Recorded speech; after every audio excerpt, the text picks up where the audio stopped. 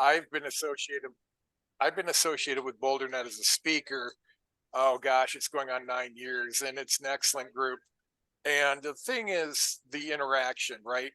Um, you do BoulderNet does have a LinkedIn group, right? And participating in the groups, you can also download those. And as someone said earlier, everyone who's ever been through BoulderNet is an alumni, and those people know what you're going through. They're willing to help. So don't underestimate the power of other people. And we're going to talk about that today. And actually, as I was driving down here, I was talking to Christine Jacques. She just mentioned that donuts used to be the celebration, right, for getting a job. And Christina and I were talking about being vulnerable and also putting yourself out there.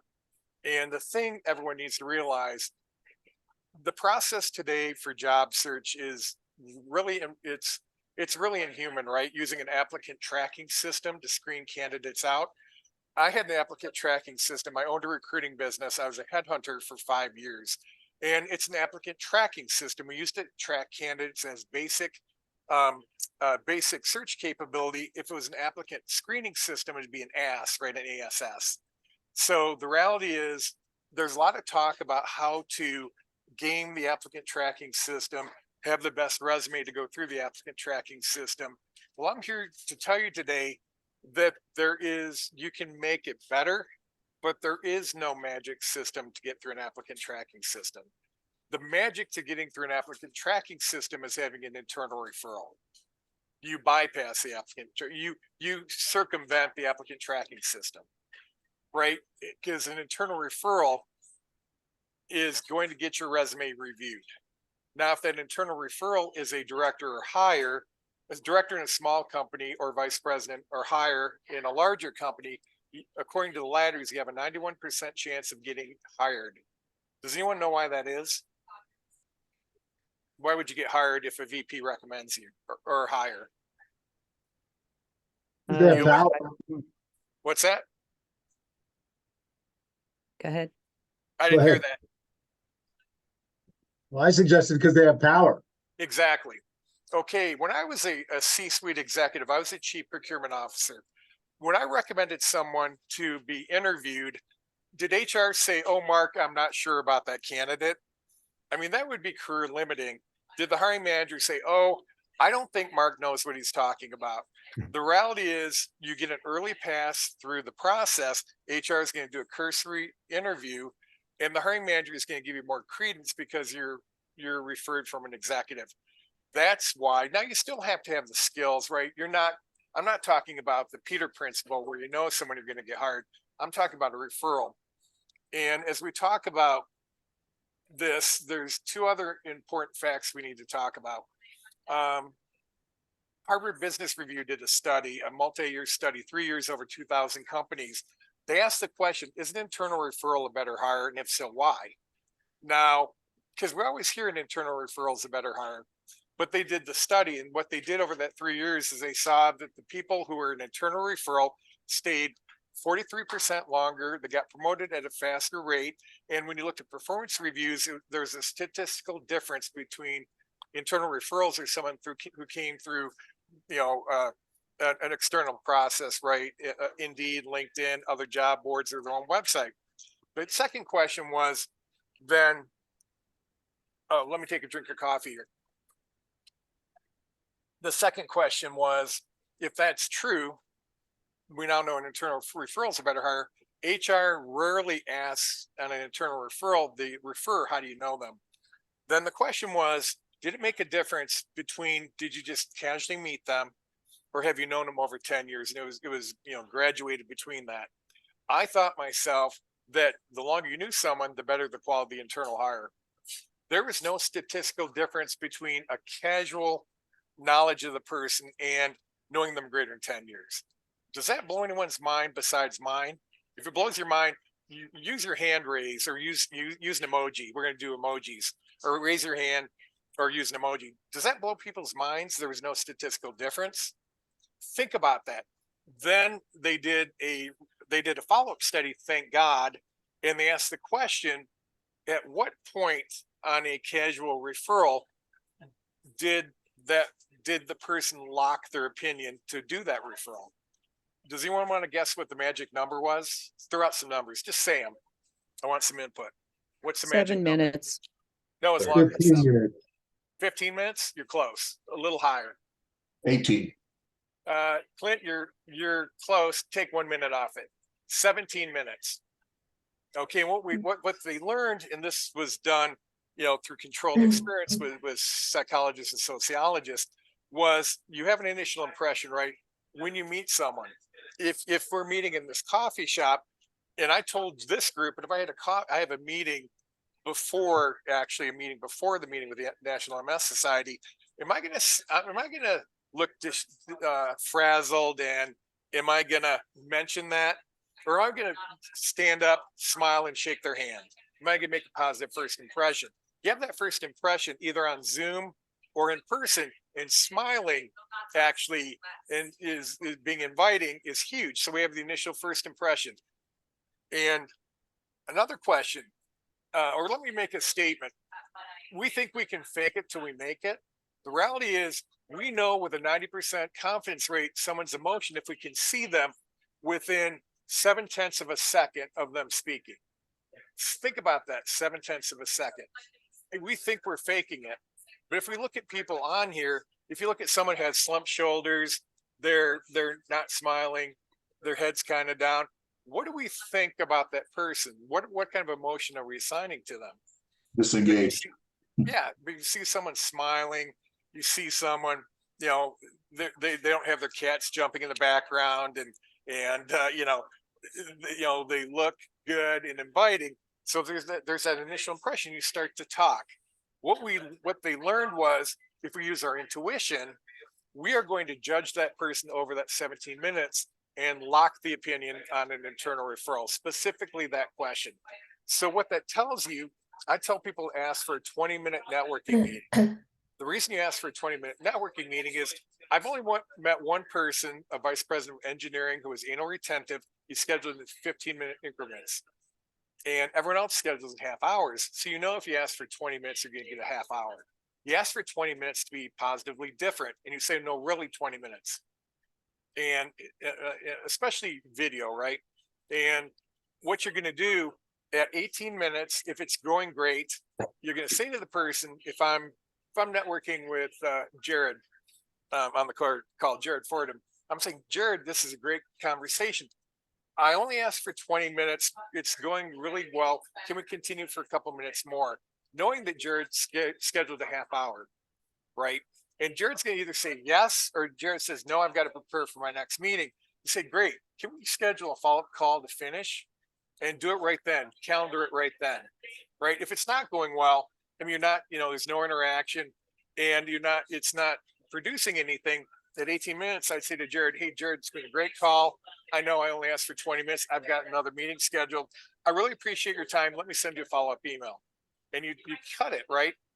And the other thing is everyone should be using a calendar scheduling system, whether it's Calendly or another, to make it easy for people to schedule on your calendar, right? You don't want to go back in that duel of the minutes, right? Next Tuesday at 4 o'clock. No, about how next Friday at 3 o'clock, that doesn't work for me.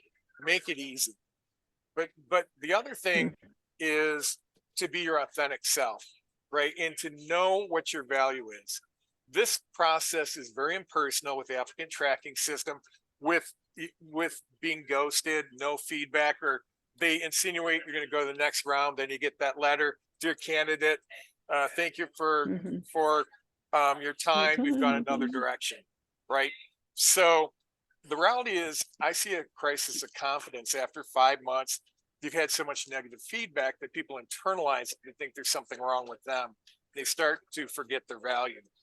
And I know that Clint, as a DevOps manager, is really good at it. I've talked to Clint. I know Clint knows his stuff. I don't know everyone on this call, but I know people on this call. Mary Chrissa, her experience with her work and focusing on nonprofits, Mary Chrissa has a very succinct knowledge of her value and the fact that her value is needed in the marketplace. Once you lose that, if you don't believe in yourself, no one will believe in you. right? And even networking with each other is important because you're practicing. But networking, what did Gray used to say? Networking is, The do you remember, opposite, Trent? yeah, the opposite of working is not Networking is working. not Yeah, the working. opposite of networking is not Saying it working. with us, children. Yeah, say it with us, children, right? But this is supposed to be fun because when you're talking, just think about it as conversations, right? But the reality is, you have something of incredible value to give to people. That is, you're talking to people. Most people that are working are not networking, right? Unless they have a job that requires it or they value it. I'll tell you, 99% of people after they leave BoulderNet or NocoNet or LongsPeakNet, which I run, they don't continue to network until they need that network for their next job, right? And that is a problem because, Gordon Gray used to say a job hunt is what you do between the jobs you have, which are probably ethereal, right?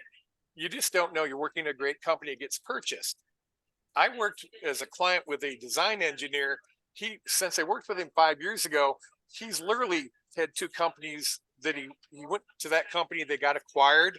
They were just absorbing the product. He's going to lose his job. He looked again. The company went bankrupt. He had to look again. And the company's at right now, they just got acquired. But he kept his network activated. He kept talking to people. So he just found an incredible job with a dream company that offered him a significant increase in salary, but he kept networking. So when these things happened, he didn't have to start over, right? The other thing I said, make it fun. I'm going to show you some examples. What I do when I network, as kids, remember the game we played where you flipped over cards, you tried to match elephants or animals, or maybe you did it with a deck of cards. I like to connect people. So if I know that Mary Chrissa is looking for B Corps, I'm going to connect her to people I know that work at B Corps or corporations that look like B Corps. And B Corps are corporations. For those of you that don't know, they balance people and profits. They're very ethical. They go through a rigorous certification process. And it's, people think it must be all small companies. There are some of the largest companies in the world that are going through this. So if you want to work in an organization that balances people and profits, you might want to look at B Corps. And Mary Chrissa would be the person to talk to. That I know on the call, there may be others, but match people, right? So when I get to know you all, when I'm going to look at the list, I'll make recommendations from my network. But I know that most people do not continue to network. And when people say I don't have a network, you have a network through BoulderNet.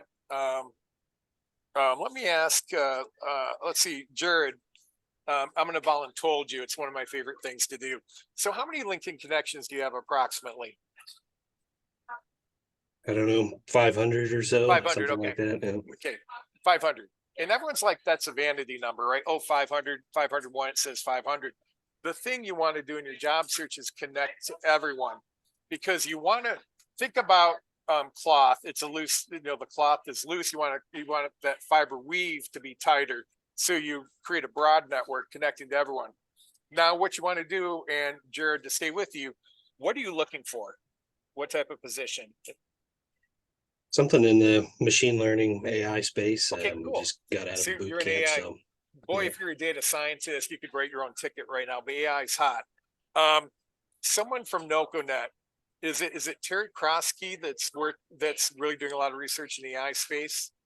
Mary Chris, is that correct? Okay, I'm going to go with that.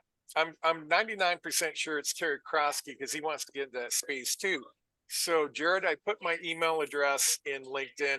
Reach out to me and I'll make that connection. I have another friend that works in this space, but Terry's doing a lot of research. He really wants to enter that space, and he's a Yes. IT, yeah. Thank you, Mary Chrissa. But think about connections, and the thing is, if you know yourself and what you want, or you're pivoting, you're not exactly sure.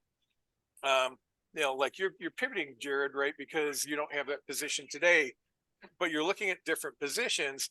You can use LinkedIn as a targeting mechanism and put in artificial intelligence, project manager, artificial intelligence, whether you're on the DevOps side, project management side, or data science side, or data management side, you can put these things in and then talk to people in the field. For everyone who wants to pivot, talk to at least 3 people doing the job and 2 people that manage those people. And especially if you're pivoting, or even if you're pivoting, try and find someone that joined the company within the last 2 years that made a pivot, came from outside the industry, and then ask them the great question, how'd you do it? Right? But the thing you have, to go back to my earlier point I didn't finish, you all are talking to people. So when you're networking with people, the thing you offer them is basically, you tell them during your networking meeting, and don't say informational interview, say informational meeting. Words have meaning. You're not looking for a job, you're looking for your next career position, next professional position. You're in between gigs. The moment you say you're unemployed or say job, people's opinion, they change, right? But say you're looking for your next opportunity. But you're looking, what you all have to offer is you're talking to people. So when you're in those meetings, I'd say, hey, Jared, I'm talking to a lot of people. What kind of person would you like to meet, or what would you like to learn about? Well, let's say Jared says, well, I want to learn about Agile, Kanban versus Scrum. And I go, oh, okay. I might not be sure what that is. I write it down. I say, well, Jared, let me check my network. I'll get back to you. Then you go to your network and you ask the question. Now, if I know what it is, in this case, I do, I'd go to someone in my network, Stefan Gessler, who's like a godfather. He's a Yoda in Scrum, and I connect him to Jared, right? Otherwise, I'd ask my network. Don't underestimate that. And whatever they tell you, write it down. And if you haven't found it within 2 weeks, go back and tell them, right? So the first thing I'm going to tell everyone to do, and I'm going to show you an example, is think about your current connections and rate them as A's, B's, and C's. Your A's are those people who have been very helpful, or could be very helpful if you haven't contacted them, like people in artificial intelligence for Jared, people in B Corps for Mary Chrisa, right? Your A's, and if you've connected with them and they've given you referrals or other people to talk to or ideas, that's an A. Those people you should keep in touch with every 4 to 5 weeks with a personal note. Circle back, tell them how you're doing. This is the big thing most people don't do in networking, is they don't circle back. They don't tell the people who have helped them how it's going. And the second thing is your B's. They've been a little bit helpful. Maybe they're not in the right company, maybe they're not at the right level, but they're B's. So your A's are like your top 2%, right? Your B's are about the next 15%. And then you've got everyone else, which either they haven't responded to you or they haven't been helpful. And you look at it and you say, you know what? Or you had interaction, it wasn't good. And I'm a stats guy. 19% of people we meet, we don't like. Let me say that again. 19% of people we meet, we don't like. It's intuitive. It's the same thing when you look at primates. And it's something about, we might know what it is. Like my ex-wife speaks with very proper English, the Queen's English. When I hear someone speak that, it's like nails down a chalkboard. And if I'm in a business situation, I wouldn't hold that against them for networking or interviewing. The shoe was on the other foot and they didn't like the way I talked or the way I dressed or just my demeanor. So think about when you don't get hired, you may have interviewed with a boss, everything was perfect, but intuitively they didn't connect with you. There's something that put them ill at ease. And it's not even in their psyche, right? It's subconscious. So recognize the fact that almost 1 of every 5 people we meet, we really don't like at a subconscious level. It's genetic, right? So if you may have that situation, your C's, you send them every 2, maybe 3 months, a generic message blind carbon copy. The B's are going to send the same thing, blind carbon copy on an email, because you don't have to do a header like the A's where you're going to, I'd say, hey, Jared, great conversation. I appreciate you referred me to Zach Heller. I had a great meeting with him. Thank you so much. Right. And I feedback how it went. That's a great way to keep in touch with your A's. Now the B's, you could just say a generic blind carbon copy, happy holidays. We're almost to Christmas. Thank you so much for your help. Here's what I'm looking for right now. I've kind of dialed into this, and please, if you see anything you think could help, reach out to me. Happy holidays. You see the difference? And the C's, it's a very generic, because the C's, even a blind squirrel occasionally gets a nut, but the reality is you're not worrying about the C's. And that's why I only do it every 2 or 3 months. And someone may say, well, Mark, you mean I'm going to be job searching more in 3 months? I mean, the average interview process from interview start to hire to accepted offer is not a series of weeks, right? You're going to do multiple interviews. That's typically at least 2 months and oftentimes more than 3, right? So we all think it's going to go quick, but it doesn't necessarily. Would you say the people that you think are your A connections, 1 in 5 of those people are going to not think you're an A connection just to manage expectations? Right, possibly, right? And the other thing is they're busy. This is extremely important and urgent to you, but to them, it could be important, but it's not urgent. If they don't respond right then, how often crisis on the desk? I mean, I do a mastermind coaching. I had car issues. Someone else got their car towed. The third person had a huge car bill. Think about that. You reach out to them and, my radiator hose burst and I was stranded on the side of the road. You send me that. I see that email on my cell phone or that text message on LinkedIn direct message. I thought about it and I didn't do it because I'm worried about my car. That's gone, right? The other thing, people, if you think you made a mistake talking to someone you're afraid to talk to or reach out to them again, how quick do people forget you? Like that. Unless you're a jerk. If you're a jerk or you follow up too aggressively, you need to be like professional. But I had someone stalking a hiring manager. They want feedback. So literally they told me, well, I emailed them 3 times a week and I was calling them twice a week. And I'm like, for what? Because you didn't get hired? You want feedback? What do you think you just did to that relationship if they were going to open up another position? They go, well, I'm just following up. I'm like, you went beyond normal. Now, most people should do a little bit more follow-up, but would everyone agree, raise your hand, was that stalking? Or raise your virtual hand? That's too much. I've had someone follow my every post recently, and I'll tell you, it makes me very uneasy on LinkedIn because they're commenting and following every one of my posts. I guess the parlance is they're slipping into my DMs, right? It made me very uneasy.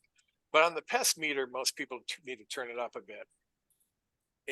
But you have this incredible value you can give people to, because you're talking to so many people. Don't underestimate that. And you're all looking for 3 things. Write this down: advice, information, and referrals. You're looking for AIR: advice, information, and referrals. So in that conversation,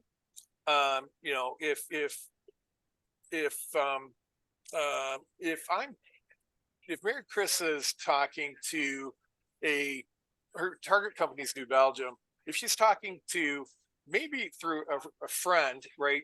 If you can get a warm referral, that's the best. She gets referred to the accounting manager. Now that's not the right person for what she's looking for in the organization, but it's someone at New Belgium, maybe they've been there 10 years. Mary Chris is going to ask for advice, information, referrals. And let's say, look at her LinkedIn profile.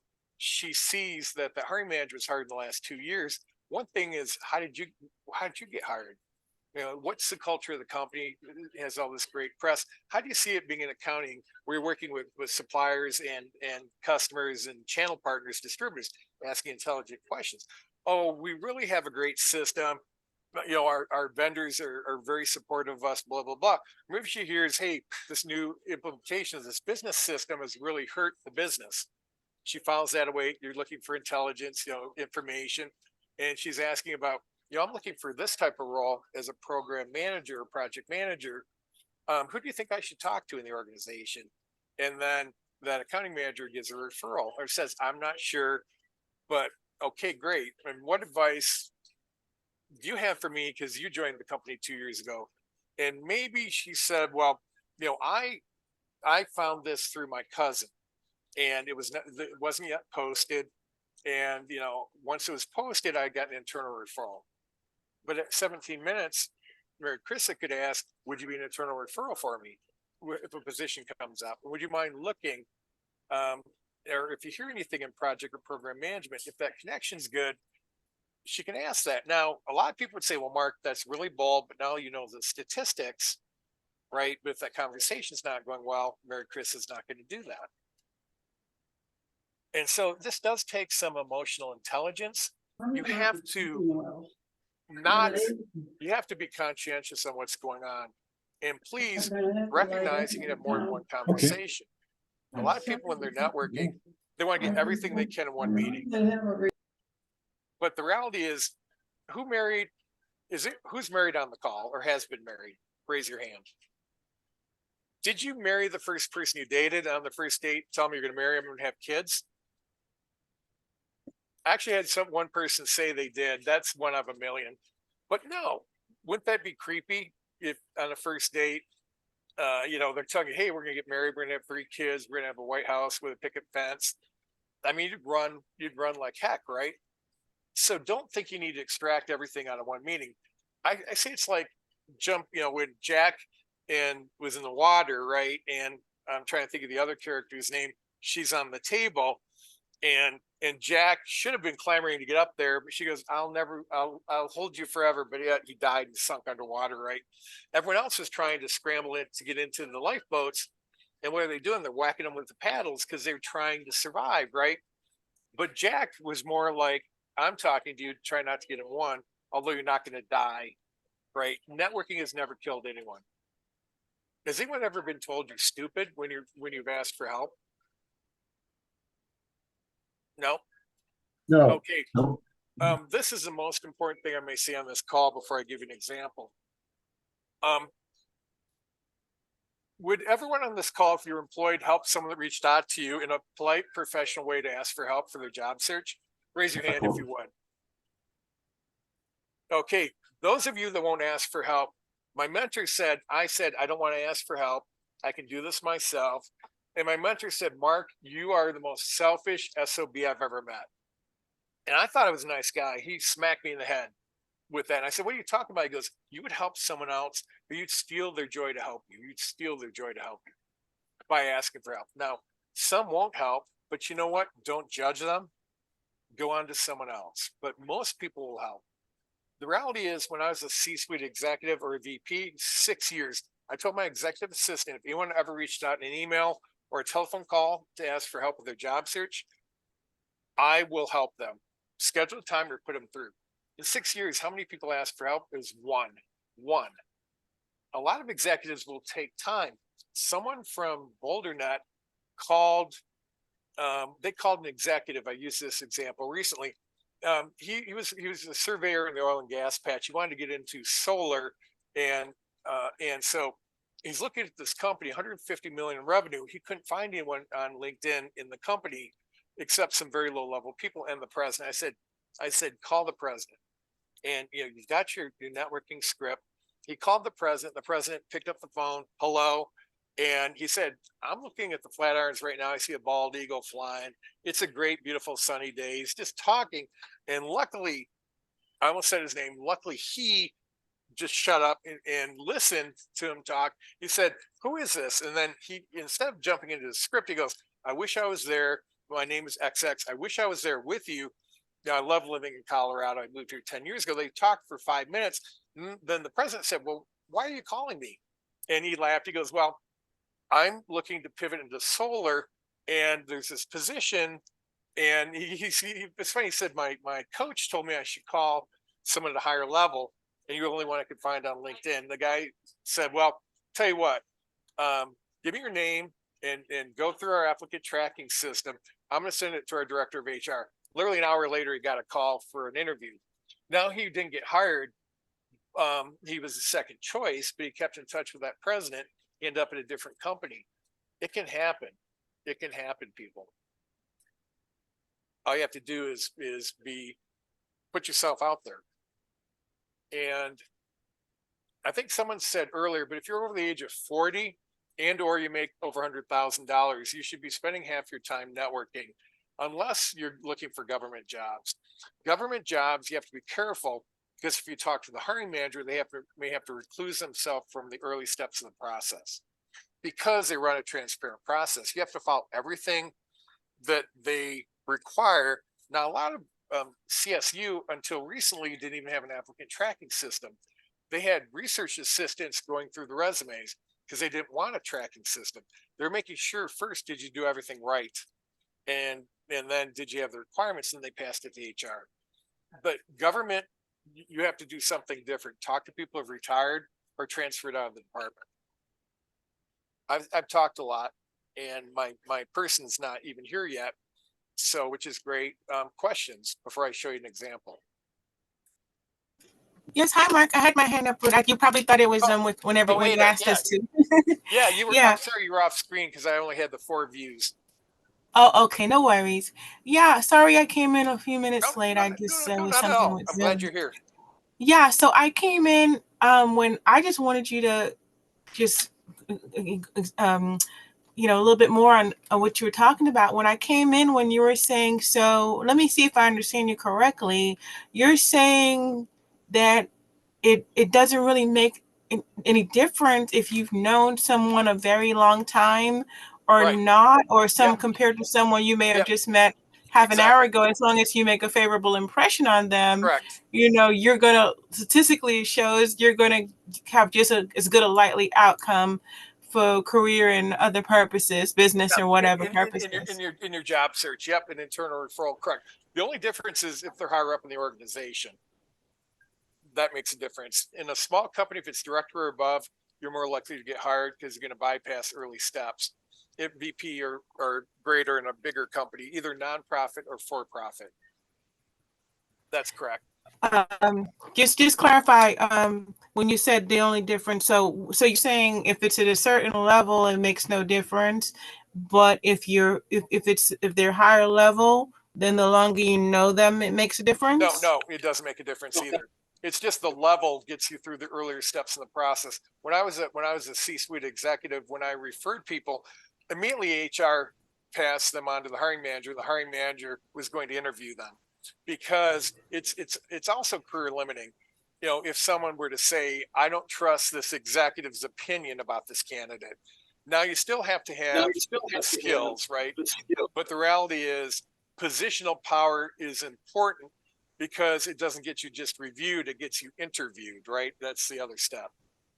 Yeah. I mean, honestly, I'm sure just like you were saying when you gave your talk, that what you just said, that pretty much boggles my mind.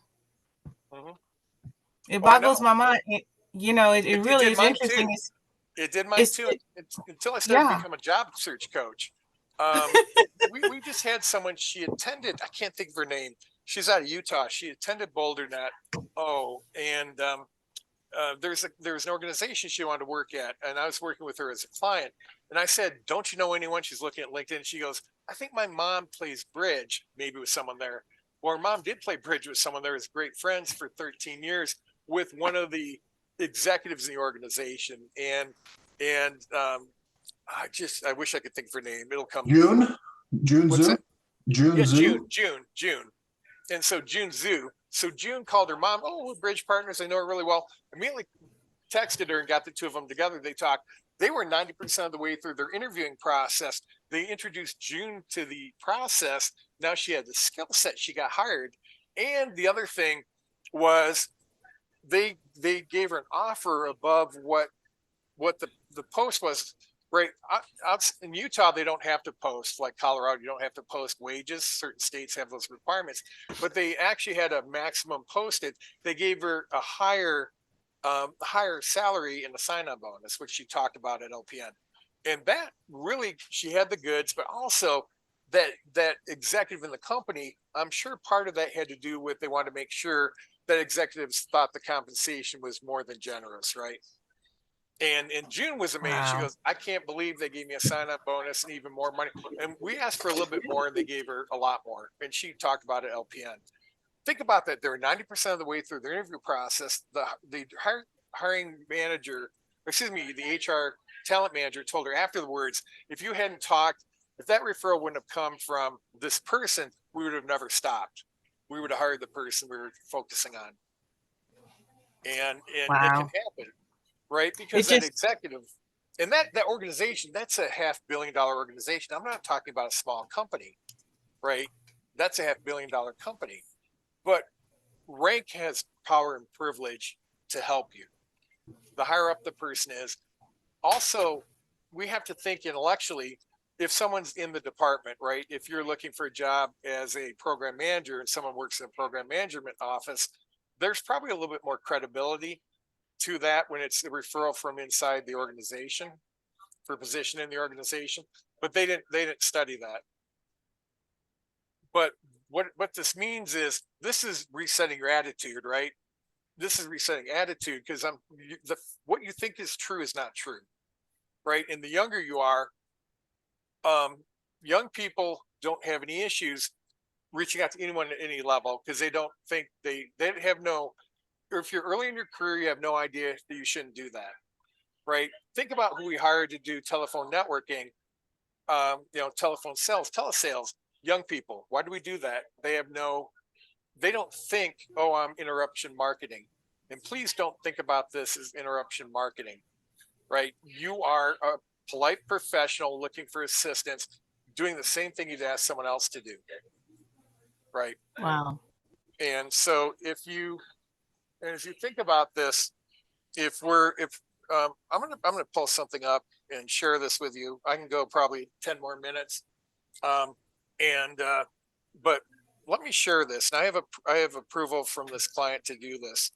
So I'm going to show you when I job search coach for people. They give me approval sometimes to actually get into their LinkedIn. Okay. Oh, wait a minute. Can someone give me co-host, Amy or Trent? Sorry, I didn't ask for co-host. Yes. Hang on a second. Yeah, because I can't share if I don't have participant sharing.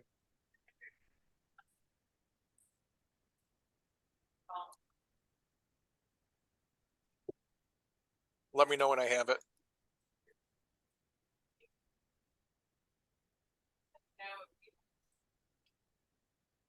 No, I apologize. I should have asked for that earlier. But the reality is you just need to be polite. You should have it now, Mark. Okay. Oh, yes, I do. Thank you. Okay. So this is a paid client of mine. He's given me permission to do this. Is everyone seeing Li Hong Wu? Yes. Yes. Okay. So I'm actually in his LinkedIn. And so Li Hong is a senior director, vice president of supply chain. And one of Li Hong's target companies is Greif. Greif is a multinational packaging company, and they're building a new facility in Dallas. And so if we go to Greif and we view the page, and everyone can do this and it's being recorded, you're looking at Greif and see as the Greif website came up. Is everyone seeing this now? Yes. Okay. So so if you click on people, right, we're going to see everyone he's connected to at Greif. And this may take a second because we're online.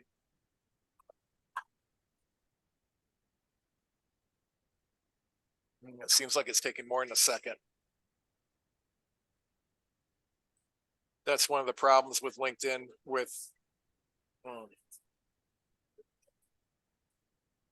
okay. Unfortunately, that's not. Let me try one other thing. I'm gonna take it off share and see if I can get it to go through. Sometimes, unfortunately, LinkedIn and Zoom, they don't cooperate.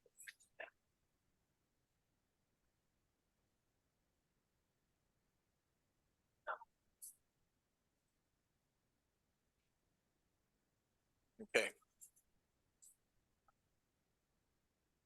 Okay. So let me know when you're seeing it again. We're seeing Looks good. LinkedIn. Are you seeing Gustavo Labanio?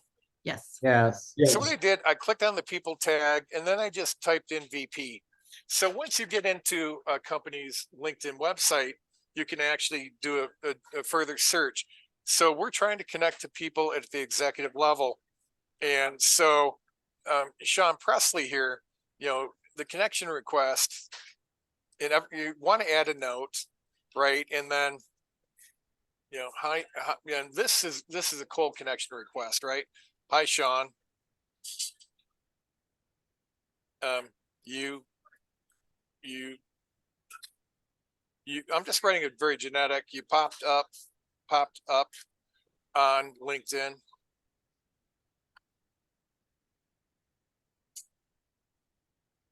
Because he's looking for operations or supply chain executives.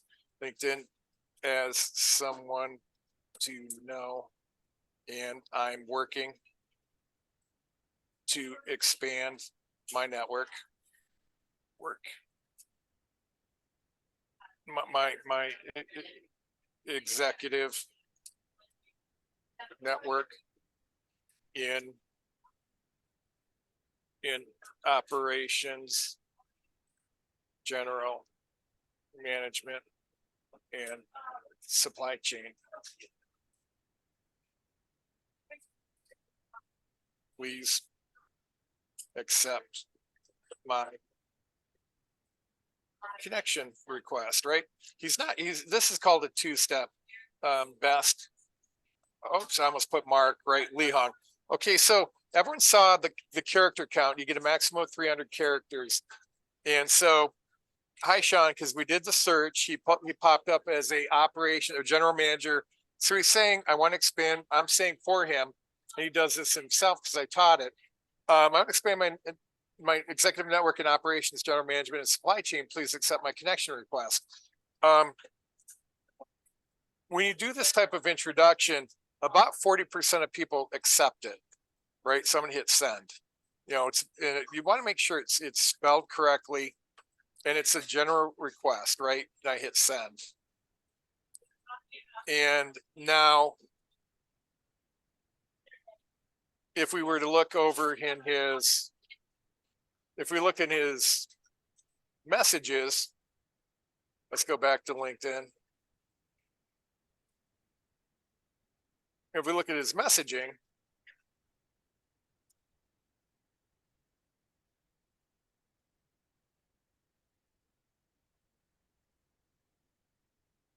okay, see someone, okay, this is for our AI people. Sebastian Scheike. Hi, Link. I'm building my community of AI enthusiasts. LinkedIn recommended your profile, which wrote an article on artificial intelligence supply chain. This is opposite direction. This is inbound, right? He looked at Sebastian's profile, saw he was real, and he connected, right? That's inbound. But you can see, let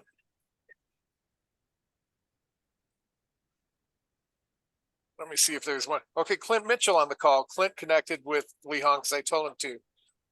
Happy birthday messages. How many of you people reach out to LinkedIn when you know someone had a birthday in your network, whether or not you know them extremely well or just casually? Are you saying things about people's birthdays if they get a promotion? Are people commenting? Yes. Okay, yes. I now see head nods. But how difficult, now I did on Lee Hong's behalf because he trusts me and I'm coaching him. How difficult was it to write that message? Not difficult at all. And 40% of people will respond. Now, what if I had a referral? If another friend told me to reach out to Troy, I would say, these are important words. If you network with someone, they help you, or a friend refers someone, use this exact word track when you're sending out your message. You say, we have a mutual friend in Mark Lauterbach, and he suggested I could reach out to you. Using mutual friend will actually improve your response rate almost 50%, right? And so, but don't ever lie. If you're going to ask someone, can I use their name? If they say yes, and it's better if they write the introduction, but maybe they're busy. Yes, use my name, right? Okay, great. You say, we have a mutual friend in X. And recognize, a lot of these are going to not turn into something, right? You have to be putting in a lot of energy and input, and you're going to get some results, right? But it's like digging a hole. If you need a 10-foot hole, you can't stop at 6 feet, right? You're putting a lot of energy. Has anyone ever looked for gold in a river has anyone ever panned for gold? I have a friend that does that professionally as a hobby. He makes about $5,000 a year. I went out with him. We're panning. I found hardly any gold, right? And then I found a ton of gold, but we still pan for another 2 hours. I found hardly any gold. But every time I put the pan in the water into the dirt, I expected I might have a good outcome. But I didn't get tied to that outcome, right? Expect good things, but don't be tied to that.